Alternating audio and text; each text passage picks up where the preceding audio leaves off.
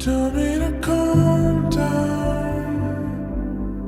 Look all around us here.